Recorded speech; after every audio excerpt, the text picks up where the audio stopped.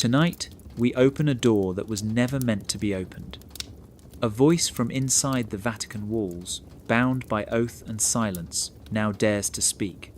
For centuries, the Swiss Guard has stood as a symbol of loyalty, dressed in colours that hide more than they reveal. But behind the stripes and the steel lies a world few will ever glimpse. Passageways without names, protocols that erase truth as quickly as ink, meetings no ledger will ever record. This is not just about guarding popes or standing at ceremonial posts. It is about guarding secrets, guarding silence, guarding a system that punishes those who ask questions. What happens when a soldier sworn to protect is asked to protect something darker than life itself? What happens when the uniform becomes armour, not against enemies, but against truth? Tonight, an ex-guard reveals what it means to swear an oath that binds more than your tongue. It binds your fate. Before you dismiss this as a rumour or story, ask yourself this. What if silence was the greatest weapon the Vatican ever forged? Like the video, subscribe, because tonight we step behind the uniform. And some oaths were never meant to be kept. The night was thick with silence, the kind that makes you feel the air is holding its breath. The stone halls stretched like endless veins, lit only by torches that flickered shadows against walls older than nations. I was told to walk alone, step after step echoing back at me, until I reached the chamber where I would leave behind the life I once knew. They called it the Night of the Oath, but it felt more like stepping into a secret world where truth and silence were bound together tighter than any chain. When the doors opened, I saw men in armour standing motionless, eyes fixed straight ahead, their halberds gleaming in the torchlight. At the centre stood a table draped in crimson cloth, upon it a sword and a set of ancient keys that looked too heavy to lift. I had heard stories about this moment, whispered by recruits who never dared to say too much, only that once you swore the words, you would never be the same. My throat was dry, but the silence pushed me forward until I stood before those relics, the metal cold and the light sharp against my eyes. They asked me to place my hand on the sword. Its hilt was smooth from centuries of palms pressed in fear and loyalty. The keys beside it glinted as if they were not just objects, but a symbol of doors that should never be opened by outsiders. A voice read the oath, slow and deliberate, each word striking like a hammer. I swore to guard the walls, to protect the secrets, and to keep silent no matter what I saw or heard. Not silence for a day or a year, but silence for life. The weight of those words pressed down heavier than the steel itself. I remember the torchlight catching the eyes of the men around me. They did not look at me with pride or with welcome, but with something colder. It was as if they were measuring whether I truly understood the cage I was stepping into. I was young, barely past boyhood, and I wanted to believe this oath was about honour and duty. But deep inside I felt the unease of chains sliding into place, invisible but permanent. When I spoke the final line, they told me I was now one of them. The sword was lifted, the keys taken away, and the silence in the room grew heavier still. No applause, no congratulations, just the realization that my voice was no longer mine to use freely. From that night on, my tongue belonged not to myself, but to the shadows of the walls I had sworn to protect. What I did not know then was that this oath was more than a promise. It was a test of how much truth a man can bury inside himself before it consumes him. That night, I thought I was stepping into honour. In truth, I was stepping into a labyrinth where silence would be both weapon and prison, and the keys I had sworn before would never be mine to hold. At first glance, the uniform looked almost like theatre, bright stripes of blue, red and gold stitched together in a way that made tourists smile and cameras click. People said it looked like something out of a Renaissance painting, a costume worn for pageantry rather than battle. But once you put it on, the truth settled against your skin like a second body. It was not fabric meant to flatter. It was fabric meant to weigh you down, to remind you of the centuries of silence stitched into every seam. When they first handed it to me, I thought the colours were meant to distract. They shimmered beneath the light, bold and almost cheerful, but the moment I slid into it, I noticed what most outsiders never see. Hidden stitches sewn at angles that felt deliberate, compartments that were never explained, pockets that seemed designed for things no one was willing to name. I ran my fingers over the cloth and felt thickness where no thread should have been. It was as if the uniform itself had secrets built into it. The collar pressed against my throat, tighter than necessary, and I wondered if that was intentional, a constant reminder that loyalty was not a choice but a grip around your neck. The fabric was heavy, not like wool, but more like armour disguised as clothing. When I walked, it swayed like a curtain, hiding something just beyond sight. Every step I took made me feel less like a man and more like a moving symbol, a signal to others that I was no longer myself but part of something larger, something older, something I could never fully understand. Older guards told me to never underestimate what the uniform does. They said once it clings to you, people stop seeing you as human. They see the stripes, the weapon, the watchful eyes. They obey or they stay silent because they know the uniform does not forgive mistakes. I laughed at that once, but not for long. The first time I wore it on duty, strangers lowered their voices as I walked past. Even priests turned away. The colours were bright, but the shadow they cast was darker than I had expected. I remember tugging at the sleeves and finding an inside fold where tiny numbers were stitched in thread too faint to catch the eye. At first I thought it was just part of the tailoring, but later I learned those codes meant something. They told others where you were allowed to stand, how far you could go, and who you were meant to follow without question. It was not just a uniform, it was a lock, and the code was the key. The weight of the uniform was not just in its fabric, not just in the heat it trapped or the stiffness of its design. The weight was in the eyes that stared at you once you wore it, the centuries that pressed down on your shoulders, the silence that tightened in your chest. You could never take it off, not really. Even out of uniform, the stripes followed you like a shadow, reminding you that once you swore the oath, the weight would always be there. The first weeks of training felt ordinary enough. Marching drills, weapons practice, salutes, repeated until muscle memory took over. It was exhausting but familiar, the kind of discipline anyone could understand. But then the lessons began to shift. We were told that guarding was not just about muscle or reflexes. It was about seeing what others did not want to be seen, about catching what was meant to slip past unnoticed. That was when I realized this training was not just for soldiers, it was for shadows.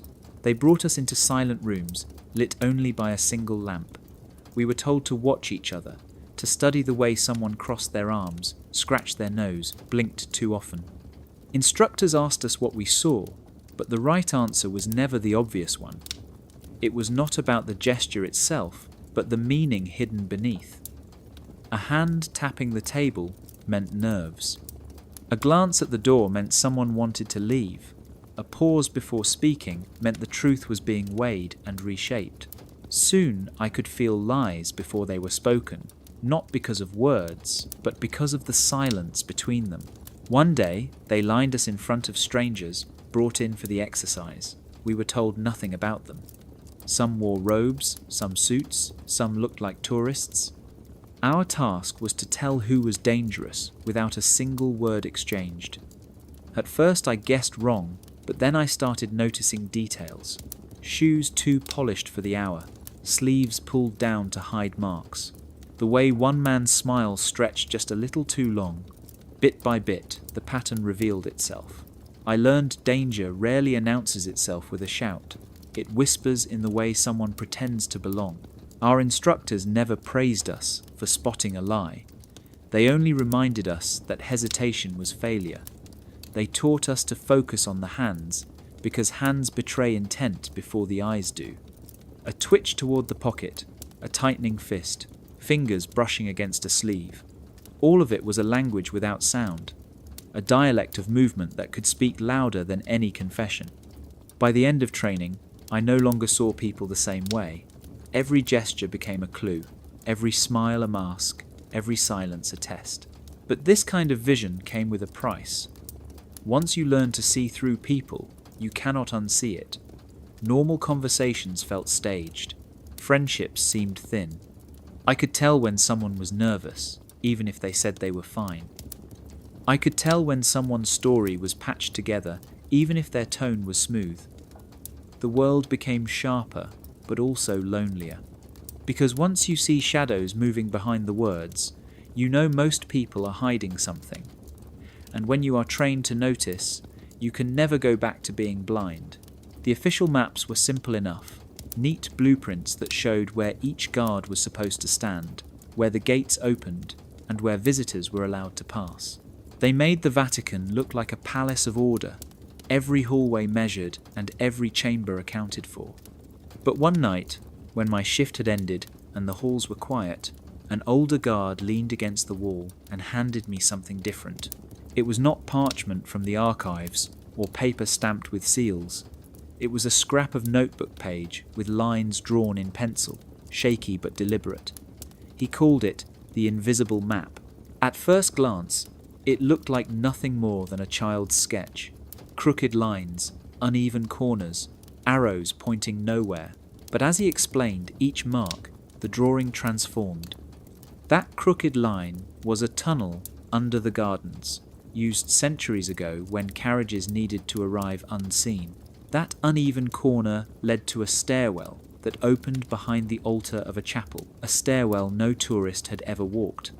The arrows pointed to doors that could only be opened from the inside, doors meant not for escape, but for quiet arrival. He told me every guard who lasted long enough learned the invisible map. It was never written officially. It could never be copied. It was passed along in whispers, in sketches that were burned after study. The map was alive, changing as walls were rebuilt or corridors sealed. Officially, these spaces did not exist, but we knew better. You could patrol for years and never see them, unless someone trusted you enough to point out where the shadows bent. I walked some of those paths during late night shifts.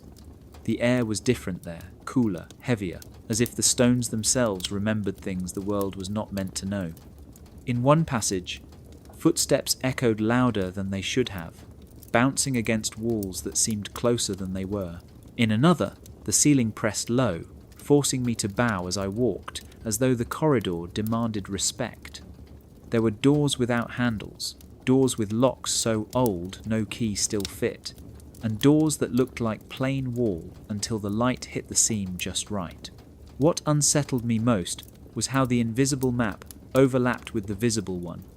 A corridor that seemed to end in a solid wall might hide a passage curling behind it. A chapel that looked like an isolated chamber might be connected to a tunnel beneath the floor. It made me wonder how many conversations had been overheard, how many secrets had been moved through these unseen arteries while the world above prayed in ignorance. I asked the old guard once why the map was never made official. He just smiled and said, because official things can be erased. Then he folded the page, tucked it into his pocket, and walked away without another word. From then on, every time I stood watch in the open halls, I felt the weight of those hidden paths beneath my feet, knowing there was always another way through, another way out, another way secrets could pass unseen. Night duty was supposed to be the quietest part of the job. Empty courtyards, locked gates, the echo of your own boots, keeping you company until the first light of morning. At least, that was what I was told. But once you worked enough rotations after midnight, you began to realize that the silence was only on the surface. Beneath it, the Vatican had a second life, a rhythm that beat like a hidden pulse when the rest of the world was asleep. The first time I noticed it was a little after 2 a.m.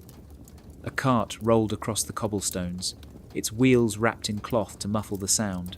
2 men in plain clothing pushed it, their eyes fixed on the ground, and on the cart sat a wooden crate nailed shut. There was no record of a delivery, no paperwork to sign, yet the gate opened without question. I asked one of the senior guards what it was. He told me to stop asking questions I did not want answers to. From that night on, I learned to watch quietly. There were always crates, some tall and narrow like coffins, others small enough to be carried in one hand. They arrived at odd hours, sometimes one, sometimes a dozen. They were moved with care, not like supplies, but like treasures, or maybe something more dangerous. The men who handled them never spoke. Their faces changed often, but their silence stayed the same. Sometimes they wore gloves, even when the night was warm. Sometimes they avoided looking at us, as if eye contact might betray what they carried. I began to notice patterns. Deliveries that always came on certain feast days, even when the city outside slept. Sealed packages brought to doors that did not exist on official maps. Names whispered only once before disappearing into the shadows. The rhythm was steady, like a second heartbeat echoing beneath the stone. While the bells above marked holy hours, something else was being marked below, a timetable no one explained, but everyone seemed to obey. The hardest part was pretending not to see. Our training told us to observe everything, yet our oath demanded silence. You could not write it down, could not report it, could not even mention it to the man standing next to you. We were expected to watch the crates roll by, hear the locks click, and let the questions rot in our throats. Some nights, I felt as if the entire shift was one long lesson in swallowing curiosity. Still, the memory of those silent deliveries never left me. Each crate felt like a secret too heavy to carry alone. I wondered what lay inside, relics too sacred to display, artifacts too dangerous to reveal, or simply records meant to stay forgotten. Whatever they were, they belonged to the hidden life of the Vatican, a life that never appeared in daylight, but pulsed stronger in the hours when most of the world believed nothing was happening at all. Most people think an alarm is meant to be heard. A bell ringing through the stone halls, a siren cutting through silence, a signal that danger has come and everyone must react. That is what I thought too, until the night I learned about the bell that never rings. It is not made of bronze or steel, not hanging from towers or walls. It is a pulse, a vibration felt more than heard, hidden inside the very stones of the Vatican. Only a few of us were ever taught to recognize it. I first noticed it during a quiet rotation. The air was still, the torches steady, when suddenly the floor beneath me seemed to hum faintly, a tremor so soft I thought I imagined it. My partner beside me kept his eyes forward, but I saw his fingers twitch against his halberd in recognition. Without a word, we both adjusted our stance. That was the silent alarm. No sound for the crowds, no noise to alert the city. It was meant only for those bound by oath, a test of awareness, a command to move without explanation. We followed the signal to a corridor that appeared empty. The order was simple: stand guard, allow no entry, ask no questions. Minutes turned to hours as we waited in silence, and then, as suddenly as it began, the vibration stopped. No announcement was made, no report written. The next day, nothing was spoken of it. Life carried on as though it had never happened. That was when I understood that not every emergency was meant for public ears. Some were buried before they could surface. Later, I asked a senior guard what it meant. He stared at me for a long time before saying only this: the bell that does not ring is not for you to question. It is not warning of fire or invasion. It is a signal that something is being moved, something too valuable or too dangerous to risk attention. He told me loyalty was not proven by how loud you could shout an order, but by how well you could remain silent when every instinct wanted you to speak. After that night, I began to feel the presence of the bell even when it was still. Walking the halls, I imagined the vibration lingering in the stones beneath my boots, a hidden heartbeat that belonged to secrets locked away. Each time the silent alarm pulsed, I felt less like a guard and more like a shadow keeping watch over something I was never meant to see. I realized the Vatican did not just guard treasures of faith. It guarded the silence around them, and the bell that never rings was its most perfect weapon. Because when danger does not cry out, the world never even knows it happened. I had heard whispers about classified procedures, rules that were never written in the manuals but passed down from guard to guard like a secret inheritance. Most of us assumed they were exaggerations, tales invented to make rookies nervous. But during one private audience, I discovered that not only were these procedures real, they were sharper than any blade and colder than any lock. They called it Protocol 23, and the way it unfolded taught me that truth can be buried as neatly as a sealed folder. It began on a quiet afternoon. A visitor was escorted through the gates, not a head of state or a famous figure, just a man in a plain suit who carried no papers and offered no name. We were told to treat it as routine, yet every step of his approach was shadowed by pairs of eyes that never usually watched so closely. I was assigned to stand guard just outside the chamber where the audience was set to take place. Nothing about it seemed unusual at first, until I felt that ripple of tension in the air, the kind that made the silence itself seem alive. The door shut, and within minutes a chime sounded, soft but deliberate. My partner stiffened, his grip tightening on his halberd. He whispered only 2 words, Protocol 23. Before I could ask, a series of motions began. Curtains were drawn, hallways cleared, even the scribes who normally recorded private audiences were ushered away. It was as if the meeting was erased in real time, like wiping chalk from a board before anyone could read it. We stood in silence, guarding an event that, according to official record, would never exist. No names would be written, no minutes stored, no mention ever made in the daily logs. The visitor would leave as quietly as he had arrived, and the Vatican would carry on as though he had never stepped inside its walls. That was the brilliance and the terror of the procedure. It did not destroy evidence. It made sure evidence was never created in the first place. I could not stop wondering what was happening behind that closed door. The muffled hum of voices leaked through, low and urgent, but nothing clear enough to understand. My imagination filled the gaps. Was it a confession? A bargain? A threat disguised as prayer? Whatever it was deemed too sensitive, even for the archives that locked away the rest of history. When the door finally opened, the man in the suit walked out without looking at anyone, his face pale, his steps quick. We were ordered back to our posts as if nothing had happened. By evening, the schedule showed no private audiences that day. The files listed nothing unusual. The truth had been buried under silence and procedure, hidden beneath the number 23. That was when I understood that secrecy was not just about hiding what already existed. It was about shaping reality, so some events never even had the chance to be remembered. It was drilled into us from the beginning that every person entering those gates had to be accounted for. Badges were checked, signatures logged, documents stamped and filed. No exception was supposed to exist. That is why the first time I saw the man, with no name tag, every instinct in me screamed that something was wrong. Yet what happened next showed me that sometimes the most dangerous thing you can do is to notice.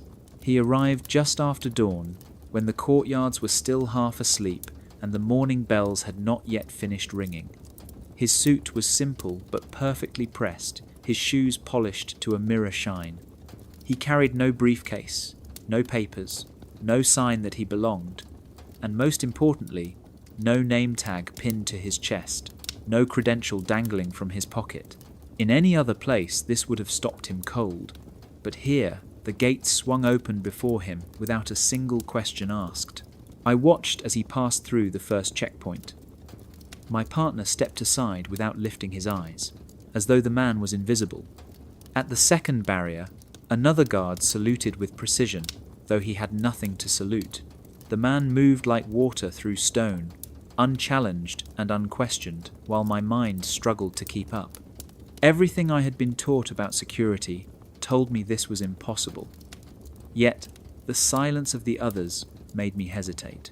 I tried to look closer, to memorize his face, but something in his gaze made me turn away.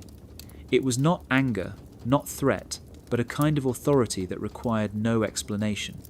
He did not glance at me, yet I felt as though I had been seen completely, weighed and dismissed in an instant. A senior guard stepped near and whispered under his breath, "Do not look too hard, do not remember too much." His voice was calm but his eyes sharp, leaving no room for doubt. The man disappeared through a side door that led into the inner halls, a door I had never seen opened for anyone without full clearance. Moments later, it closed again, leaving no trace of his passing. No name was written in the visitor log, no time noted on the duty sheet. The paper remained blank, and we were told to carry on as though nothing had happened. By midday, the memory of him already felt like smoke slipping through my fingers. But I did not forget. I could not. I still see the way he walked, the way doors unlocked without keys, the way silence followed him like a shadow. The others may have erased him from their thoughts, but for me, he became a question that gnawed at the edges of my mind. Who was he? What authority does not need a name? And why was I told to pretend that he never existed? That day I learned the most unsettling truth of all. In a place built on rules and rituals, the most powerful figures were the ones who moved through it unseen, unrecorded, untouchable. The keys were always heavy, a cluster of iron teeth that clinked against my side with every step. We were told they could open nearly every door within the walls, from chapels to storage rooms, from archives to stairwells that twisted like veins beneath the stone. At first I thought holding them meant I carried authority, but soon I realized they were only part of the truth. There were other keys, invisible ones, that did not fit into locks of metal but into people themselves. I learned this the day I was ordered to escort a courier. He was waiting by the gate when I arrived, a slim man with eyes that darted quickly before settling on the ground. He carried a leather bag strapped tight across his shoulder. My instructions were clear: do not let the bag out of sight, do not touch it, and above all, do not acknowledge that it exists. His badge was ordinary, his clothes simple, but in his hand he held something far more valuable, a small brass token no bigger than a coin. When he showed the token, doors opened. Guards stepped aside without question, priests lowered their heads, and even clerks who normally demanded signatures simply turned their pages and waved him through. That token did not fit into locks, yet it unlocked obedience. It was not forged from authority we could understand, but from something older and sharper. Wherever he went, the token spoke louder than words, and people obeyed. I walked at his side, the weight of my halberd, a reminder of the oath I had taken, but I felt less like a guard, and more like a shadow, trailing behind something I could not name. The bag never left his grasp. It bumped against his side as we moved through hallways and down staircases, yet he clutched it like a lifeline. I wanted to ask what was inside, but the words caught in my throat. Curiosity was a dangerous luxury here. We stopped at a door I had never guarded before. I reached for my keys, ready to unlock it, but the courier shook his head. He lifted the brass token and held it against the doorframe. A faint click echoed, and the door swung open, without metal ever touching metal. My own ring of iron teeth suddenly felt useless, heavy only as a reminder of the limits placed on me. Keys within keys, authority within authority, layers stacked so deep that even those sworn to protect could never touch the heart of it. When the courier finally disappeared inside, I remained posted outside, watching the shadows crawl along the walls. Hours passed, and when he emerged, the bag still slung across his shoulder, his eyes looked even more restless than before. We returned the same way we had come, the token unlocking silence wherever it glimmered. That night, I understood that true power did not always rattle in your pocket. Sometimes it gleamed in a coin no one dared to question, a key that opened not doors, but people. It happened by accident. I was assigned to a quiet post near one of the clerical offices, a place where scribes worked late into the night under the dim glow of lamps. Most of the time, the duty there was dull, nothing more than watching old men bend over pages and listening to the scratch of quills. But one evening, as I shifted my weight and glanced through the half-open door, I saw something that made my chest tighten. On the desk lay a ledger, thick and bound in red leather, and its pages were covered not with neat, uniform ink, but with two colours. At first I thought it was nothing unusual. Different scribes often used different ink. But the longer I watched, the more I noticed the pattern. Black ink filled the first line of each entry, clean and official. Names, dates, places, all recorded in a way that looked proper. Then, beneath or beside those words, smaller lines in red ink told a second story.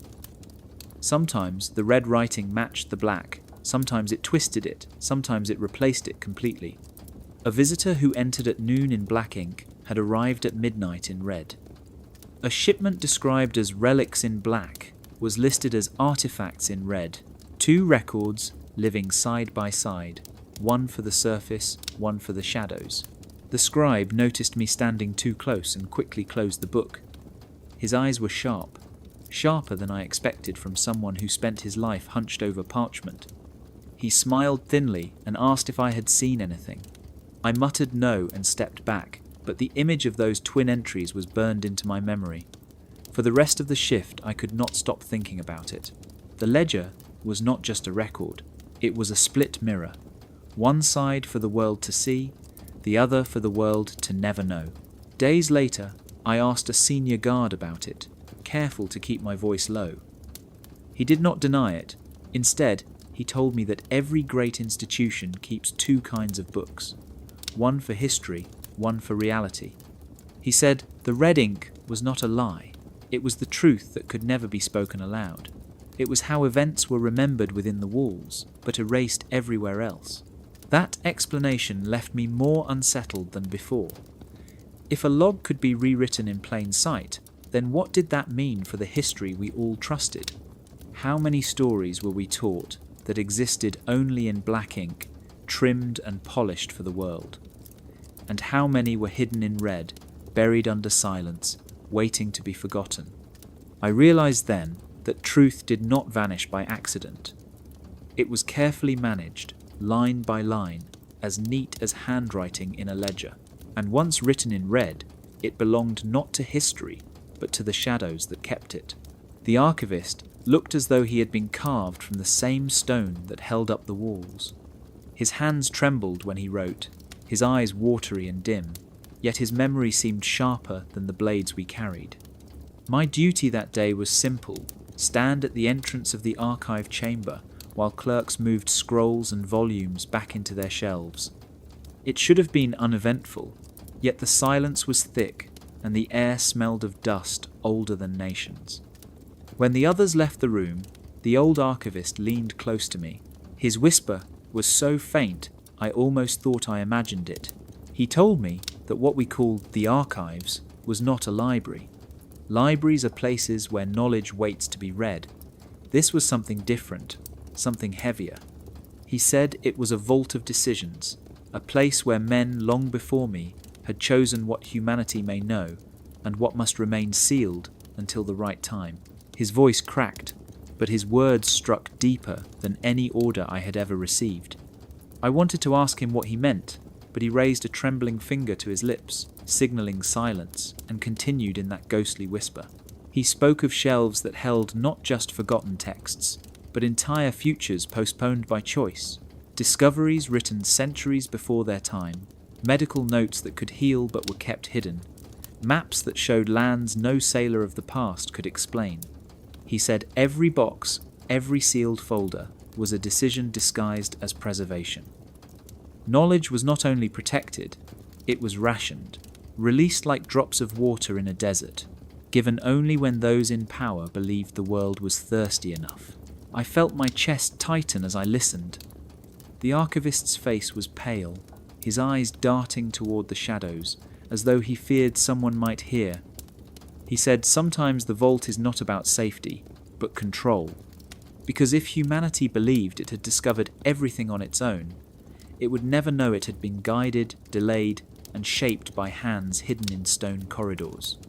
I asked him why he was telling me this, and he only sighed. He said he had seen too many guards stand watch without ever knowing what they were truly guarding. The sound of footsteps in the corridor cut our exchange short.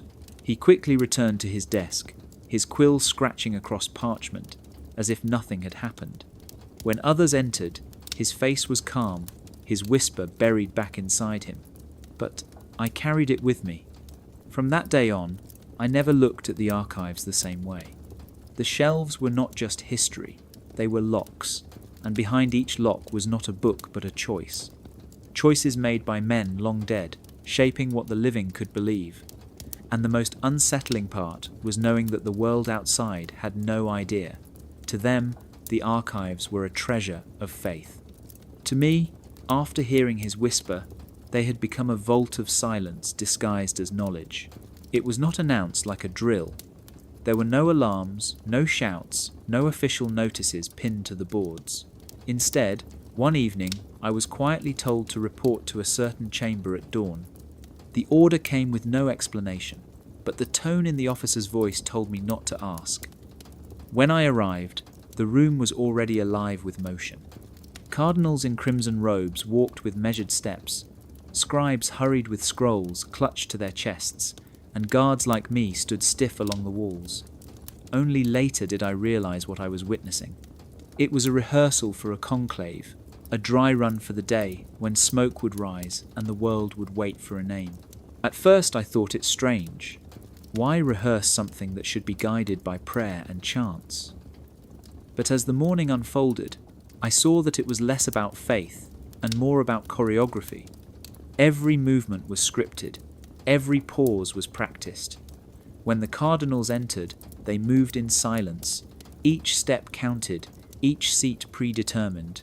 The doors closed with a sound that felt final, though this was only practice. Guards rotated like dancers, crossing at exact moments, so no corridor was ever left unguarded. Even the folding of robes, the turning of heads, seemed part of a pattern older than any of us.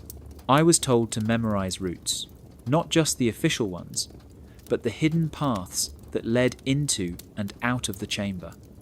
My role was to stand watch, to move only when signalled, to blend into the rhythm of secrecy. What startled me was how precise everything was. The ballots were folded in a certain way, placed in a chalice that was passed hand to hand, then tipped into a copper urn.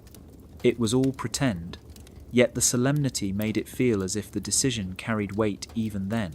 Instructors barked corrections when someone faltered. A cardinal who paused too long before casting his slip of paper was gently reminded to move faster. A guard who stepped too loudly was shifted to another post. Silence had to be perfect. The illusion of randomness had to be flawless. From the outside, the world would one day see only smoke rising, black or white. But inside these walls it was clear that what looked like mystery was more like theatre, refined and rehearsed until no flaw remained. As hours stretched, the rehearsal ended the way it would in reality, with a signal of smoke. A small stove in the corner puffed out a trail of grey. No crowd outside, no cheers, just the soft hiss of smoke curling upward into nothing. The cardinals bowed their heads, the scribes rolled their scrolls, and the guards, myself included, returned to our posts as if nothing had happened, walking back through the stone halls. I could not shake the feeling that the conclave was less an act of divine chance and more a performance played for the world. A liturgy of secrecy, choreographed like a dance, rehearsed until the illusion was perfect.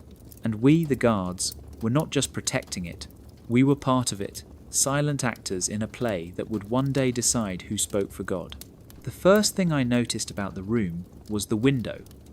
Not its size or its shape, but the way it was covered. Heavy curtains hung from ceiling to floor, sealed at the edges so tightly that not even a sliver of daylight could slip through. The fabric was thick and dark, designed not to move even when drafts swept the corridor. Someone had decided long ago that whatever happened inside this chamber would never be touched by the outside world. My post was just outside the door, close enough to hear the shuffle of robes, the scrape of chairs, but never the words themselves. The meeting began without ceremony. A line of men entered quietly, their faces pale in the torchlight, each of them carrying folders pressed against their chests. They spoke no greetings, no prayers, no blessings. They simply filed in, the door shut, and the silence thickened. For hours I stood in place, listening not to words but to tones. Voices never rose. They moved in low hums, steady and even, like a chant without rhythm. Yet the silence between those voices told me more than the words ever could. Every pause was heavy, every breath sharp. From time to time, the scrape of a chair broke through, followed by the sound of papers sliding across the table. Once I heard a hand strike wood, not in anger, but in emphasis. Then silence again, stretched so long I wondered if the meeting had ended, but the faint shuffle of feet shifting told me it had not. Whatever was being discussed in there did not belong to the realm of open debate. It was controlled, careful. Each word weighed like gold before it was released. The strangest part was how the air in the corridor seemed to change as the hours passed. My chest grew tight, not from the weight of armour, but from a tension that seemed to leak through the walls. The stakes were invisible, yet I could feel them pressing on me like an unseen hand. My training told me to remain still, to keep my gaze forward, but my thoughts ran wild. What decisions were being made behind that curtained window? What truths were being shaped while the rest of the world slept in ignorance? When the door finally opened, the men filed out as quietly as they had entered. Their faces revealed nothing, yet their eyes betrayed fatigue and something colder, something close to fear. The folders they carried now seemed heavier, though they looked no different than before. One of them glanced at me for a second too long, as if to see if I had heard anything, but I kept my face blank. I had learned well that silence was safer than curiosity. After they were gone, I looked once more at the window, its curtains still drawn tight. I realized then that the covering was not meant to block the light from coming in. It was meant to block the truth from ever escaping. Inside that room, decisions were forged that would ripple through time, yet no one beyond those walls would ever know how they were born. And I, standing only a few steps away, was a witness to nothing, yet haunted by everything. It looked harmless at first, just a package sitting on a desk in the guardroom, wrapped in plain parchment and tied with string. But what caught my eye was the small blotch of red wax on the corner. A seal that had once held the string tight was now cracked clean through, broken in two, as if someone had pressed too hard or tugged without permission. To me, it seemed like an accident, nothing more than a slip of handling. But within minutes, that tiny fracture turned into a storm. The officer on duty saw it and froze. His face drained of colour before he barked orders for everyone to stop what they were doing. The room grew tense as the package was lifted carefully, as though it carried not paper but fire. The broken seal meant one thing above all: someone had failed. In a place where silence was sacred and trust was absolute, failure did not belong to chance.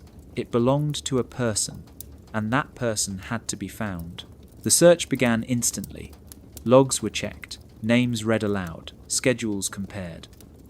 Who had touched the package last? Who had signed it in? Who had stood guard near the table? Every eye turned sharper, scanning for weakness, waiting for someone to stutter. I was new then, too new to understand how quickly blame could slide down the chain, but I learned fast. In the Vatican, responsibility did not move upward. It rolled downward like a stone, gathering speed, flattening anyone too low to get out of its path. The officer decided the courier must have been at fault, but the courier insisted the seal had been intact when he delivered it. Then suspicion turned to the scribe who had logged it, who swore he had seen no crack. Finally, it landed on the youngest among us, a recruit who had been posted near the desk. He said he never touched the package, but his voice shook, and that was enough. His silence was taken as guilt. The hierarchy demanded someone carry the weight, and the lowest shoulders always bore it. The punishment was not dramatic. No shouting, no threats, just a quiet reassignment to a post no one wanted, long nights alone in the cold where mistakes could not be repeated. Yet the message was clear. The fallen seal was not simply wax, it was proof that even the smallest detail could unravel trust, and trust was the only currency that mattered. I watched the recruit walk away, his head low, and I understood what the others already knew. In this place, accidents did not exist. From that day forward, every time I handled a sealed package, I felt the weight of that broken wax in my palm. I checked twice, 3 times, making sure nothing had shifted, nothing had cracked. Because I knew if another seal fell, it would not be the seal that was broken, it would be the man left holding it. It began with something small, an envelope that was supposed to be on the clerk's desk at dawn. It had been logged, sealed, and marked with a code that meant it was never to leave the room without escort. But when the archivist came to collect it, the desk was bare. No scraps, no wax, no paper. Just a smooth wooden surface where the envelope should have been. At first it seemed like an error in record keeping, a misplacement that would turn up by noon. But by the end of the day, the air in the halls grew sharp with suspicion. A letter had walked, and no one knew how. The sweep began at once. Every drawer was opened, every pocket inspected, every guard questioned. We were marched past the cameras and shown the screens one by one. The recordings were clean. Hours of silence, empty corridors, no one entering or leaving the office. The letter was there one moment and gone the next, with no image of a hand reaching for it. It was as if the envelope had erased itself, but the stone floor told a different story. When the dust lamps were brought out, faint marks appeared in the hallway. Not smudges from boots, not streaks from wheels, but sharp, deliberate footprints. Bare feet. The prints began outside the office door, walked a short distance, and then stopped, fading into nothing. The older guards exchanged glances but said nothing. I felt the hair rise on my neck. Someone had passed, yet no one had seen them. The officers spoke in clipped voices, ordering us to keep our eyes on the floor, not the prints. We were told that sometimes records did not match reality, and that our duty was not to question but to guard. Still, the silence carried unease. How could cameras show nothing while the dust showed everything? Who could walk through guarded halls, barefoot, invisible, and leave only the faintest trace behind? By evening, the envelope was declared unrecoverable. The logs were quietly adjusted, the code number erased as if it had never existed. The command given to us was simple: forget. But the memory of those prints lingered in my mind long after they were brushed away.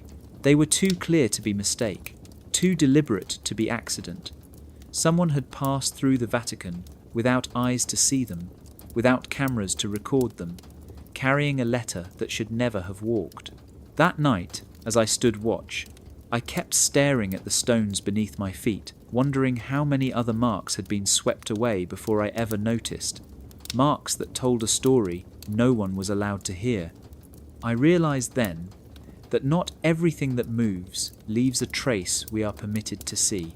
Some things are meant to vanish, some letters are meant to walk, and the only footprints left are in the minds of those foolish enough to notice.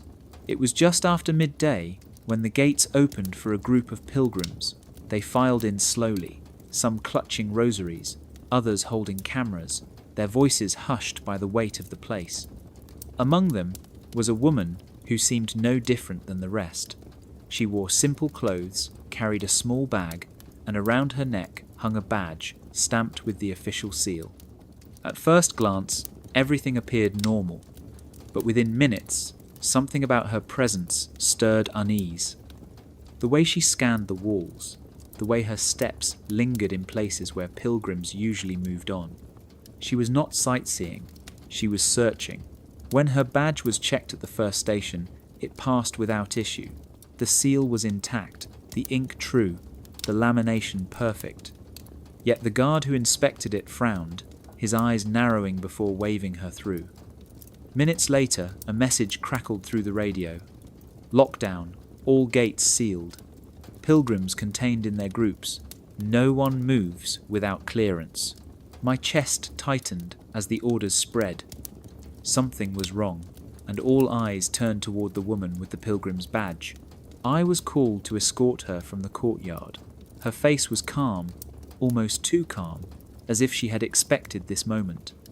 She offered no protest, only a faint smile as she adjusted the strap of her bag.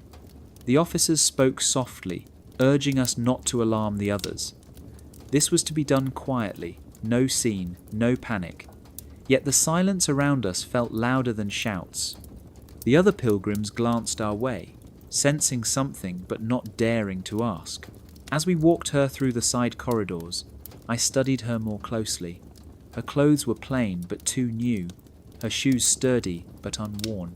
The bag she carried looked heavy, though she handled it with ease.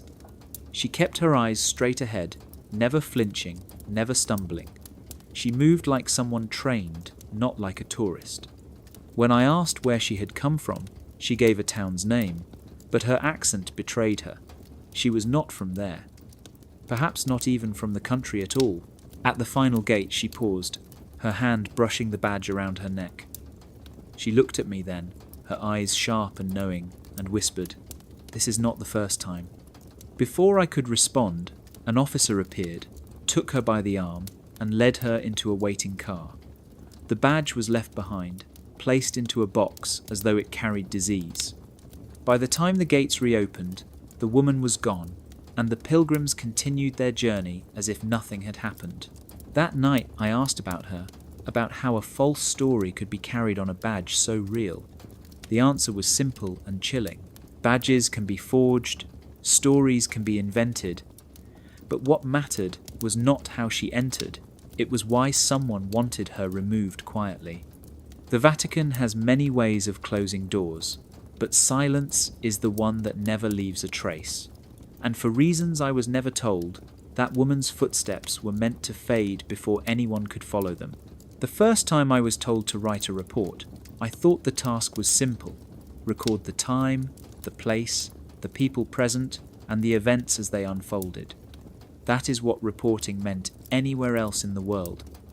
But inside the Vatican, I quickly learned the rules were different. The officer leaned over my shoulder as I began, watching each line, and stopped me before I had even finished the first paragraph. He reminded me that the job was not to reveal everything. The job was to record accurately while saying nothing at all. They called it the art of omission, though among the guards it was simply known as silence on paper. We were taught how to phrase events so that they appeared complete while leaving out the parts that mattered. If a visitor arrived at 2 a.m. through an unmarked gate, the report would read that a delivery was logged. If a meeting lasted for hours behind locked doors, the record would state that routine duties were performed without incident. The truth was not erased.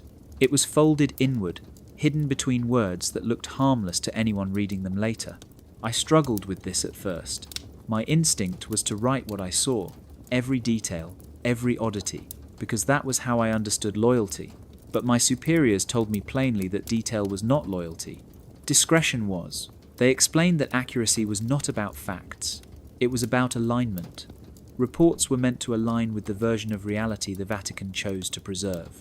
If my words did not fit, then my silence had to do the work for me. Over time, I learned to shape language like clay. I learned how to write lines that looked whole but were hollow, sentences that said everything and revealed nothing. I wrote that the halls were patrolled, never who walked them. I wrote that duties were carried out, never what was carried. I wrote that the atmosphere was calm, even when I felt the tension pressing into my skin like a blade. The more I practiced, the easier it became. Soon my hand moved almost automatically, shaping silence into ink. But silence has its cost. Once you train yourself to omit on paper, you begin to omit in your own mind. I noticed myself remembering less, trimming details before they had a chance to take root. The very act of watching became duller, safer, as though I had already buried what I had seen before anyone else could. The others told me this was survival. They said, if you allow every detail to stay alive inside you, the weight will break you. Omission, they claimed, was not deception but protection. Still, I wondered, if we spent our lives reporting without truly recording, then what history would remain? A neat line of words, accurate yet empty, carefully designed to last centuries. And the truth, the real truth, would live only in the fleeting silence between the sentences, in the minds of those who swore never to speak it aloud. It was the middle of the night when the sound came. 3 knocks, not rushed, not hesitant, but slow and deliberate against the wood of a service door that was supposed to stay locked until morning. I checked the time on my watch, 3 minutes past 3.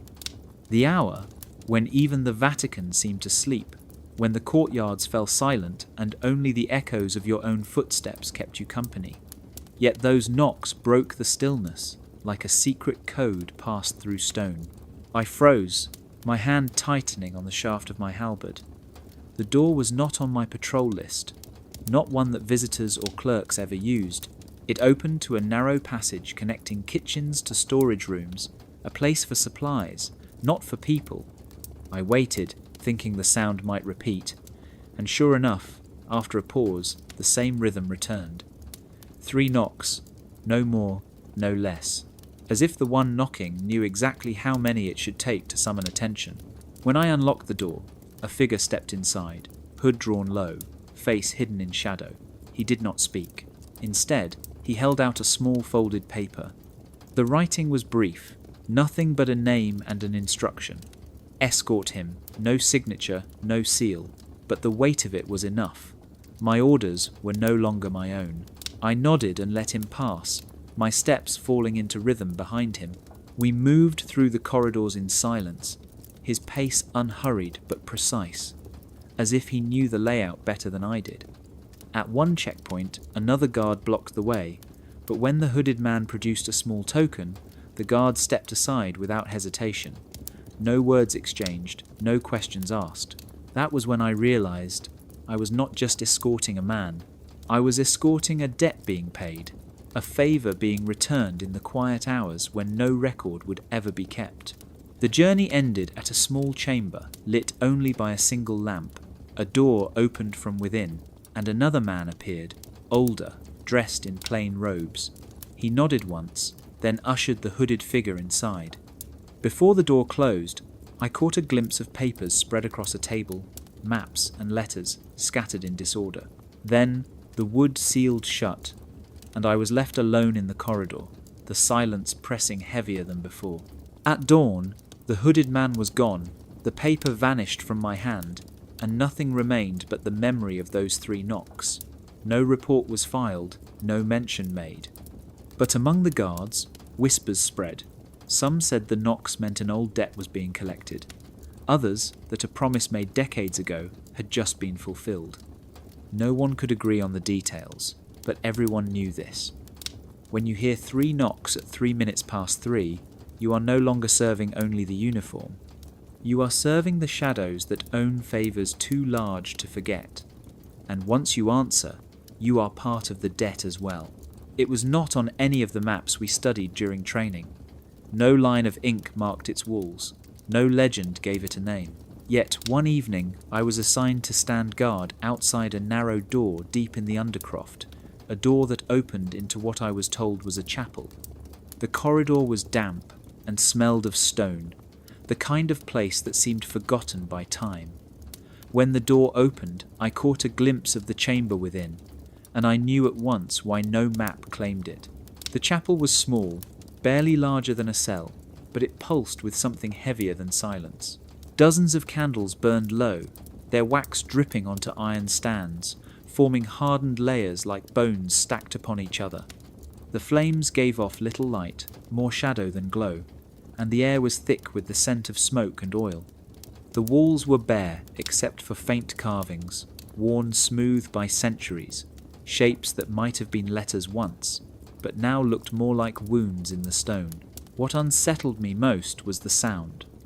No voices spoke, yet the air seemed filled with names, whispered not with breath but with memory. When I shifted my stance, I could swear I heard syllables brushing against my ears, names I did not recognize but could not forget. Some were sharp, others soft, but all of them carried weight, as though each belonged to someone who had once stood in judgment within these walls.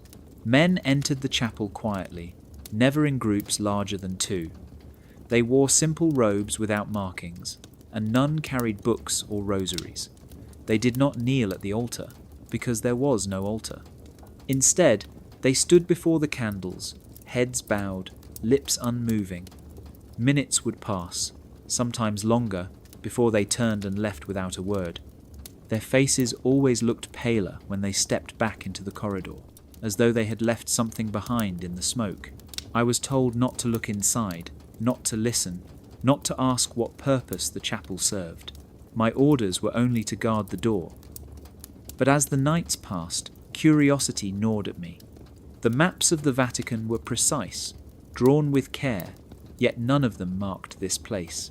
If a chapel had no name, no altar, and no record, what was it? A sanctuary, a prison, or a vault for prayers too dangerous to be spoken aloud? On my final shift there, a man leaving the chamber paused at the doorway. He met my eyes for a moment, then whispered a single sentence. "Some names are not meant to die." Then he vanished into the corridor, leaving me with the flicker of candles still burning to the bone. I realized then that maps could lie not by adding places, but by erasing them, and the chapel that was not on maps would remain unseen, its fire consuming wax and memory in equal measure until someone decided even the shadows no longer needed it. The courier found me during the late watch, his steps uneven, his face pale under the torchlight. He carried a leather case bound with cord, its seal pressed deep with red wax. His hands trembled as he held it out, not to give it away, but to show me. He whispered that he needed a witness, someone to see that the seal was intact before he delivered it.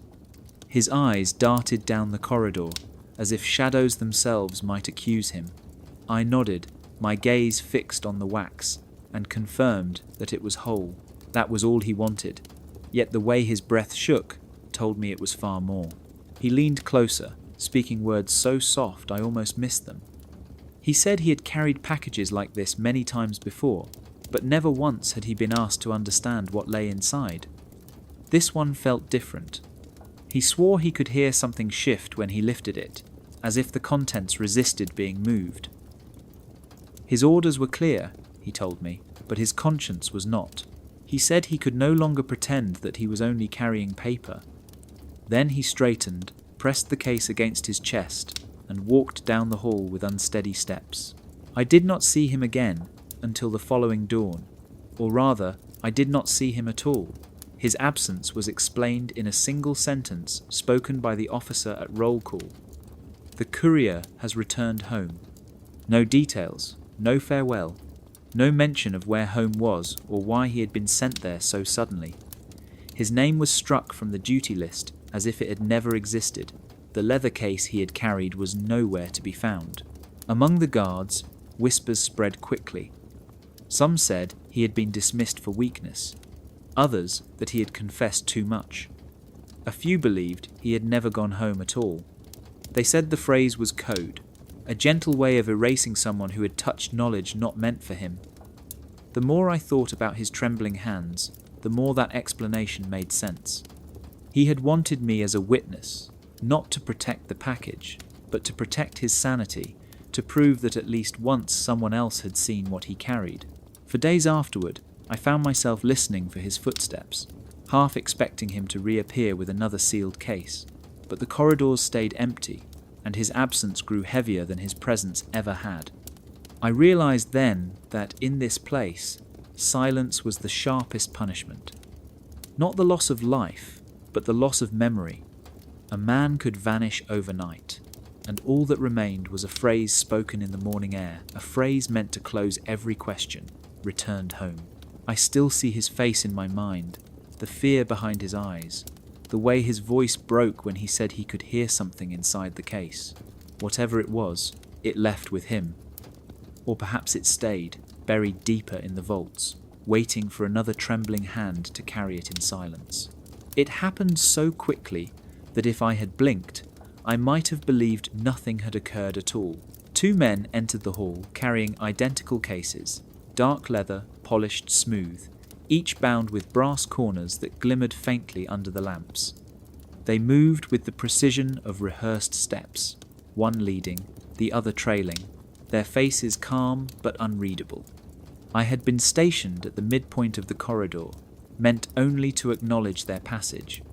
But what I saw in those few seconds stayed etched in my mind. As they crossed paths with another group of clerks, the leading man shifted slightly to his left. His hand brushed the second case with a motion so fluid it looked accidental. In that instant, one case was lifted, the other lowered, and the exchange was complete. The clerks passed without noticing. The 2 men straightened, and by the time they walked beyond my post, the case that had entered the corridor was not the same case that left it. My eyes caught the sleight of hand, though everything in their movement screamed normality. The weight of training pressed down on me, urging silence. Still, my instinct betrayed me, and I took half a step forward. The man in the rear turned his head ever so slightly, his gaze locking on mine. No anger, no surprise, just a silent warning. Then came the whisper from my superior at the far end of the hall. "You did not see that." His voice was firm, not harsh, but it carried the finality of an order that left no space for argument. I froze, my hand tightening on the shaft of my weapon. My duty was obedience, but my memory was not so easily erased. I had seen the switch. I had seen the case trade hands like a coin in a magician's palm. Yet, even as the thought formed, I realized the truth. In this place, seeing was not enough. What mattered was whether you spoke, and I had just been told not to. The rest of the day passed in silence. The case, whichever one it was, vanished into the chambers beyond my reach. No record of it appeared in the logs. The 2 men did not return by the same path. All that remained was the image burned into my mind, the flash of leather, the brush of hands, the seamless exchange. It was not clumsy or rushed. It was practiced, perfected, and carried out under the assumption that any guard who noticed would be wise enough to pretend otherwise. That night, I lay awake, replaying the scene. I wondered what the original case had contained and why it had to be replaced. I wondered whether the real value lay in what was delivered, or in what was removed without notice. But the heaviest thought of all was the order itself. You did not see that. It was not just a command. It was the quiet rewriting of reality, ensuring that what I had witnessed would live only as a forbidden memory. In the Vatican, sometimes the most important duty was not protecting what existed, but denying that you had ever seen it pass.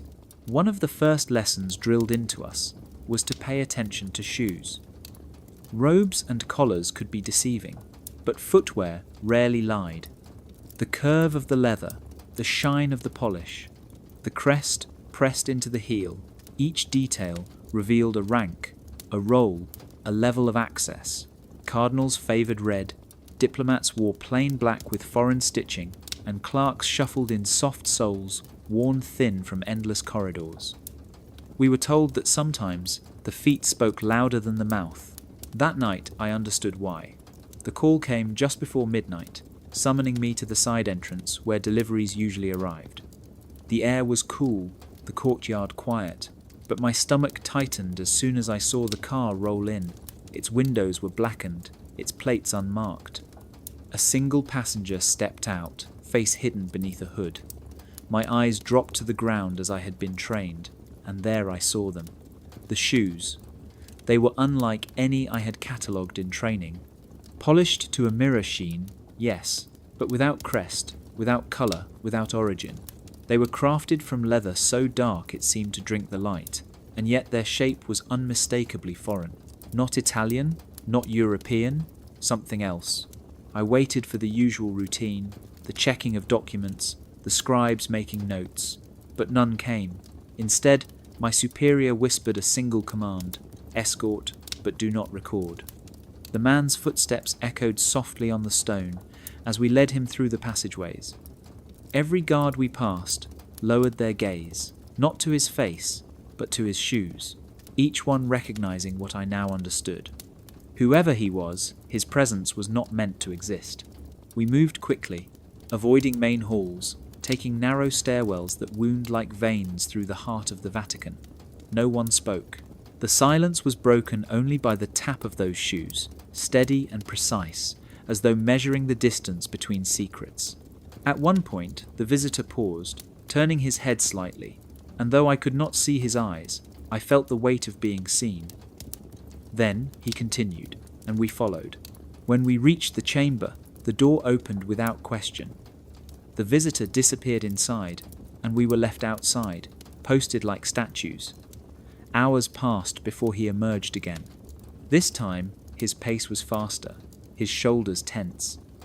Still the shoes gleamed, untouched by dust or scuff, as if even the floor itself dared not mark them.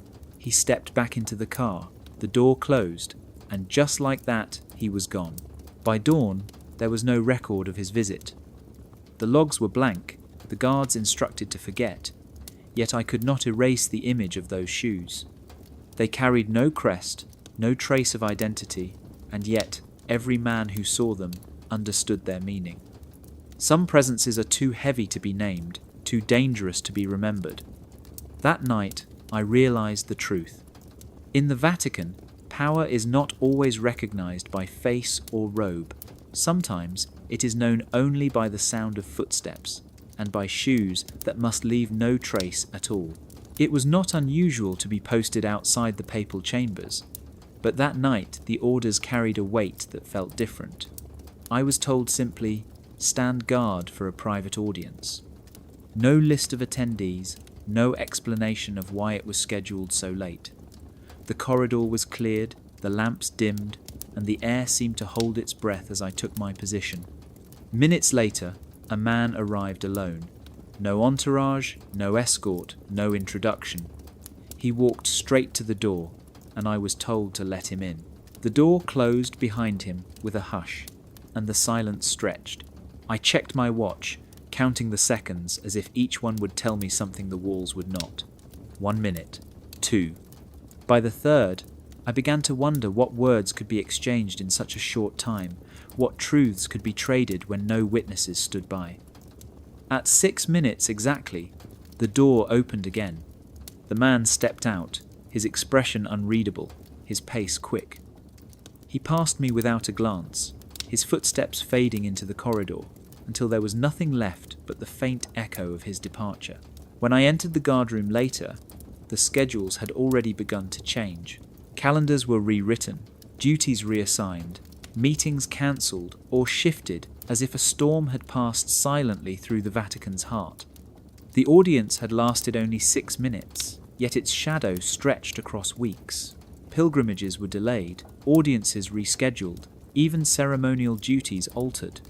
I asked nothing, but I noticed how quickly the changes spread, rippling outward like water disturbed by a stone. Among the guards, whispers rose. Who had the power to enter without name and leave with the authority to bend time itself? Some said it was a head of state travelling in secrecy. Others believed it was not political at all, but something older, something even higher. No one could say for certain. What we all knew was that 6 minutes had carried more weight than hours of official meetings. That night, I thought about the silence that filled the chamber during those minutes. I thought about how schedules were treated as sacred, yet in a blink they had been rewritten, erased, and replaced. It was as if reality itself had shifted to accommodate what was spoken behind that door. The man who entered left no name, no trace, but he left a path of rearrangement so clear that even the smallest clerk would feel its echo. Standing there, I realized the truth of what I had witnessed. An audience of one was not measured in its length, but in its consequence. 6 minutes had been enough to change the order of days, enough to remind me that in the Vatican, time itself could be bent by words no one else would ever hear. And I, a guard at the door, had been the closest witness to something that did not exist, yet shaped everything that followed. I was posted in the courtyard the night they brought out the brazier. It was not unusual to see papers burned. Old files, duplicates, or records no longer needed were often consigned to the flames. But this time felt different. The men who carried the document were careful, their hands steady, their eyes alert as if they feared the paper more than the fire. They placed it gently into the brazier, struck a match, and stepped back. The flame touched the corner, curled the edge, and then stopped. At first, I thought the fire had simply missed its mark, but the flame grew brighter, licking along the paper's edge without devouring it. The document blackened slightly, but did not crumble. Smoke rose in thin streams, acrid and sharp, but the page remained whole, as if the ink itself resisted being erased. One of the men cursed under his breath, struck another match, and pressed it firmly against the sheet. The fire flared, sparks danced, yet the page refused to burn. It glowed as if alive, then cooled, leaving only faint scorch marks like scars that refused to deepen. The men grew uneasy. One suggested tearing it apart instead, but another shook his head. Orders were clear. It had to be burned. They tried again, this time pouring oil over the brazier, flames leaping high into the night. Still, the paper remained, its words blurred but not gone. Watching from my post, I felt a chill creep through me. If a document could resist fire, what did that mean? Was the truth written on it too dangerous to be destroyed? Or was the real text hidden elsewhere, and this was only a shell, a decoy designed to protect what truly mattered? Finally, the officer in charge gave a sharp command. The brazier was doused, the charred but intact page retrieved with iron tongs. Without a word, it was folded, placed back into a case, and carried away under guard. The men dispersed quickly, leaving only the smell of smoke hanging heavy in the courtyard. My orders were to remain silent, to treat the event as routine, but I could not forget the sight of that paper refusing to surrender to the fire. That night, I lay awake, replaying the scene in my mind. I had grown up believing fire was final. Once something burned, it was gone. But now, I wondered, if a document could resist flame, could it mean there were truths that could never be destroyed? Or perhaps the fire itself was never meant to erase it, only to test it, to prove that its secret lay elsewhere. I imagined duplicates hidden in vaults, originals preserved under stone, copies spread beyond reach. The paper in the brazier may have been nothing more than a shadow, while the real truth slept in silence, untouchable. From that day on, every time I saw fire, I no longer trusted it. Flame could consume, but it could also deceive. And in the Vatican, even ashes might lie, leaving you to wonder whether anything had truly been lost at all. I first heard the title during a briefing, spoken casually as if it were nothing more than another role in the endless hierarchy of the Vatican, custodian. To me, it sounded simple, even humble, the kind of word that belonged to someone who swept floors or tended to books. A caretaker, a guardian. That is what the dictionary would tell you. But inside these walls, words do not always mean what you think. I learned quickly that custodian carried a different weight entirely, one that bent the meaning into something almost unrecognizable. The first time I met a man introduced as custodian, I expected robes, keys, maybe a clipboard of inventories. Instead, he carried nothing but a sealed folder and an expression carved from stone. He did not greet anyone, did not even glance at the guards. He moved like someone who already knew no door would ever stay close to him. I watched him enter the archives, remain inside for less than an hour, and then leave with the same folder, his steps measured, his eyes unreadable. Later, I discovered that what he had taken would never return to the shelves. The word custodian had not meant guardian at all. It had meant eraser. Over time, I understood the pattern. Custodians were the ones who decided what humanity was allowed to remember. They were not protecting knowledge. They were choosing which pieces of it would be sealed, delayed, or buried forever. When a document disappeared, the explanation was always the same: custodian approval. When a relic was removed from display, the reason given was simple: custodian request. And once their decision was made, it was final. No argument, no appeal. Their silence was sharper than any blade. I asked an older guard about it once, speaking carefully so as not to sound curious. He only smiled, a sad, bitter smile, and told me that, in this place, words wear masks. He said custodian was not the only one. Archivist meant gatekeeper. Historian meant interpreter. But custodian was the most dangerous because it sounded safe. People trusted it. They believed something was being cared for when in truth it was being hidden away, perhaps forever. The thought haunted me. Every time I walked past a door marked for custodians only, I wondered what truth had been locked inside. What part of history had been stolen, not by fire, not by war, but by a word. A word that in the outside world meant to preserve, but here meant to conceal. I began to notice how easily language could reshape reality, how titles themselves became weapons. The world would never question a custodian. After all, who fears a caretaker? Yet in the Vatican, the ones called custodians were the ones who held the final power to decide what would never see the light of day. That was when I realized the most dangerous secrets are not hidden in silence alone. They are hidden in plain sight, disguised behind words that promise one thing but deliver another. And once you learn that, you begin to question every title, every phrase, every mask of language that tells you what to believe. It was during a late patrol that I noticed it. The corridor was empty, the stone walls silent except for the faint hum of air moving through vents hidden above. My orders were simple: check the perimeter, make sure all doors were secured. Most of them were ordinary, thick wood bound in iron, designed to close inward as if to guard what lay inside. But then I reached one door that caught my attention. Its hinges were wrong. Instead of opening inward, like every other chamber door in that wing, this one opened outward, swinging into the corridor as though it had been built not to keep people out, but to let something escape.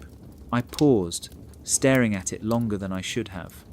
The frame was heavy oak, polished smooth, yet the latch was newer, steel replaced within the last decade. Someone had invested effort in maintaining this particular door, more so than the others. I pressed my palm against the surface and felt a faint vibration, not the steady thrum of machinery, but something subtler, like air being pushed. It gave me the impression that the room beyond was not meant to contain, but to expel. Training told me to ignore such thoughts, but curiosity gnawed at me. Why would a chamber need a door that opened outward? In old fortresses, doors that opened out were often escape routes, passages meant for quick flight. Yet here, in the Vatican, escape did not fit. This place was designed to hold, to lock, to preserve. That meant the outward door was no accident. It had a purpose, one carefully hidden behind silence. I asked one of the senior guards about it, choosing my words carefully. He looked at me for a long time before answering, with only a sentence. Some doors are not meant to be kept shut. His tone carried no explanation, only finality. I realized he was not warning me away from the door itself, but from the questions it stirred. Still, I could not forget it. As the weeks passed, I began to notice subtle signs: scuff marks on the floor, faint scratches on the stone near the threshold, as if heavy crates or cases had been pushed outward. None of it was recorded in the logs. Deliveries were always marked as coming in, never going out. Yet the floor told a different story. This was not a place of storage, it was a place of release. One night, while posted further down the corridor, I heard the sound. The creak of iron hinges, the muffled scrape of something dragged across stone, and then the quiet thud as the door shut once more. By the time I returned, the corridor was empty, the air still, but the feeling lingered. Whatever had passed through that outward door was meant to leave unseen. From then on, I understood the lesson. In the Vatican, not every chamber is built to keep secrets inside. Some are built to let secrets slip into the world, carried outward under the cover of silence, as if the stones themselves were trained to forget what had just left their shadow. The square was alive with colour, banners fluttering, incense drifting upward like threads of smoke weaving through the air. Bells rang, choirs sang, and tens of thousands of eyes turned toward the balcony, where blessings would soon be given. It was a high holy day, one of those moments when the Vatican seemed to hold the entire world in its hands.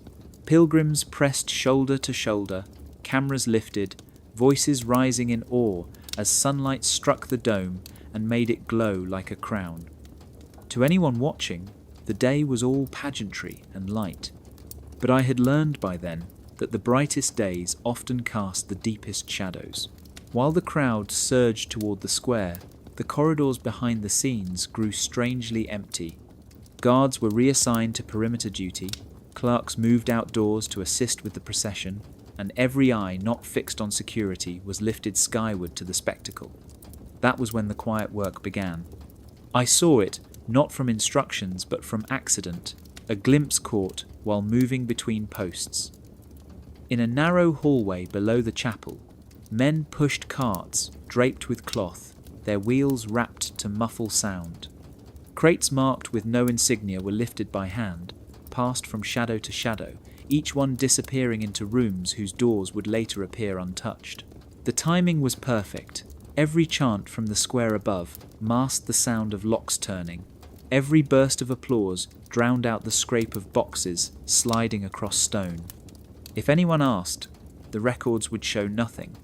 Deliveries and removals were always scheduled for ordinary days, not feast days. Yet, here they were, moving as though the celebration itself was cover, a curtain of devotion pulled across the stage while another play unfolded below. I realized then why the officers had told us to keep our eyes on the crowds.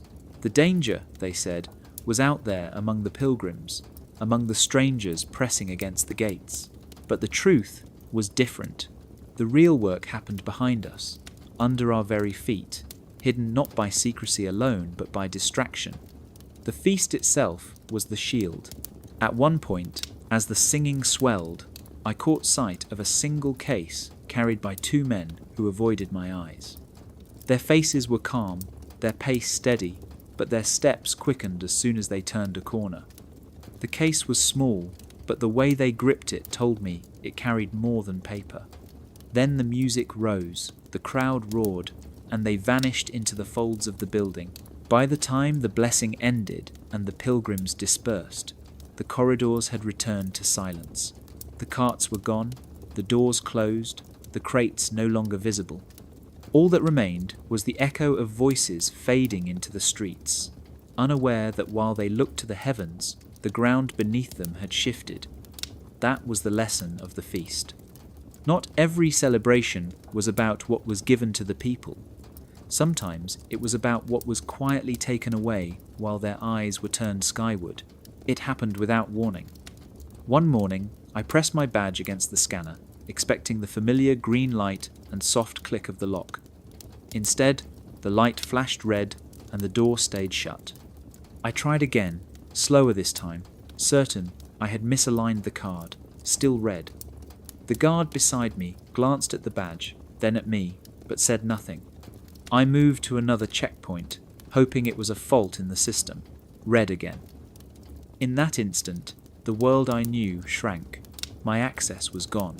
At first, I thought it was a mistake. Badges wore down, scanners malfunctioned, things broke. But as the hours passed, it became clear this was no accident. Every door I had once moved through freely now resisted me. Colleagues I had trained with, men who once laughed with me during long shifts, avoided my eyes. Their conversations faltered when I approached. Their shoulders stiffened as though I carried a disease. My questions were answered with silence. My friends had not changed overnight. They had been told something, and what they had been told was enough to freeze the air between us. The strange part was that no one reprimanded me, no one explained, no officer called me in for questioning. My duties continued, but they were smaller now, restricted to visible posts where nothing of value passed. It was not punishment in the usual sense. It was isolation, crafted with precision.